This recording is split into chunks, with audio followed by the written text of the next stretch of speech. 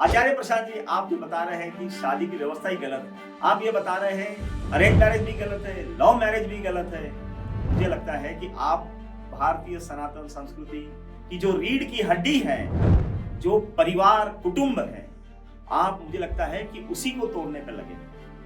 आप शादी की व्यवस्था पे जब सवाल उठा दे रहे हैं तो हमारी तो आप रीढ़ की हड्डी को ही आप अटैक कर रहे हैं। मैं समझ रहा हूं आप किस तरह का जनमानस क्रिएट कर रहे हैं। आप, मुझे ऐसा लगता है कि जो आपकी बातें सुन रहे हैं या आपके जो फॉलोअर्स हैं, आप उनको जो विवेक और चेतना के नाम पर जिस तरह का जनमानस आप बनाना चाह रहे हैं कि वो अपनी मल्टीपल रिलेशनशिप में रहें, कई सारे पार्टनर्स के साथ रहें, और आप उनको वैलिडेशन देने का काम कर रहे हैं, क्योंकि उससे जो उनके ऊपर जो दुष्परिणाम होने वाले हैं मल्टीपल पार्टनर्स के, जैसे डिप्रेशन, एंजाइटी, इसके बारे में आप कभी बात नहीं करते। आप उनको विवेक चेतना से जगाने की तो बात करते हैं, चिंतन की बात करते हैं, और आप बोलते हैं कि उचित समय पे कोई पार्टनर मिल जाए तो तब उसके साथ रह ले। पर क्या वो तब तक कोई रिलेशनशिप में नहीं रह रहा है, या उससे पहले नहीं रह रहा है? वो जरूर रह रहा है, और वो सिर्फ शादी से भाग रहा है, जिसका चिंतन आप दे रहे हैं। तो आप एक विकसित समाज की आप सोच रख रहे हैं। आचार्य प्रशांत जी, मुझे तो ऐसा लगता है कि कहीं आप आधुनिक भारत के थॉमस मैकुले तो नहीं है। थॉमस मैकुले वो अंग्रेज था जिसने हमसे गुरुकुल शिक्षा पद्धति छीनी, हमारी पूरी की पूरी जो नींव थी भारतीय सनातन संस्कृति की, वो उसने तोड़ी, और वो फिर यहाँ पर एक अलग तरह से अंग्रेजी बोलने वाला एक समाज यहाँ पे क्रिएट हुआ।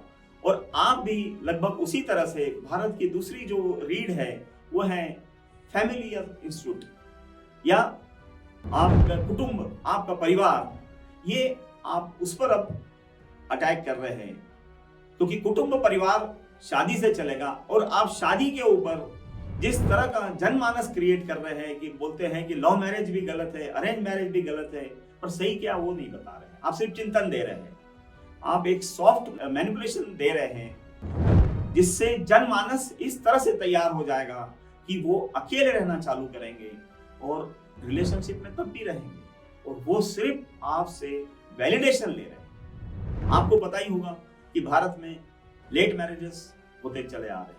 लगभग शादी की जो उम्र है वो 30-35 साल हो गई है।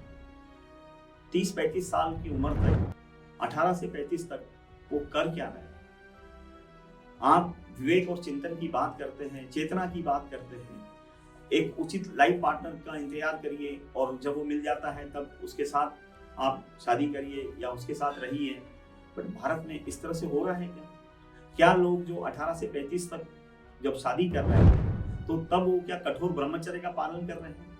वो नहीं कर रहे, वो मल्टीपल रिलेशनशिप में जा रहे हैं, और आप उनका वैलिडेशन कर रहे हैं। वो सारी अपनी शारीरिक जरूरतें, सारी मस्ती सब पूरी कर रहे हैं, सिर्फ आपके वैलिडेशन के कारण और आपकी बातों के कारण वो शादी नहीं कर रहे हैं। किस तरफ भारतीय समाज को आप लेके जा रहे हैं? थॉमस मैकुले की शिक्षा पद्धति के कारण जिस तरह से लोग शिक्षित तो हो रहे हैं, बट लोग जीवन जीने की जो कला जो पहले गुरुकुल में सिखाई जाती थी वो भूल गए हैं। और आप जिस तरह से रिश्तों के ऊपर, शादी के ऊपर जो बात कर रहे हैं, उससे लोग रिश्ते तो बना लेंगे बट रिश्ते निभाना भूल जाएंगे।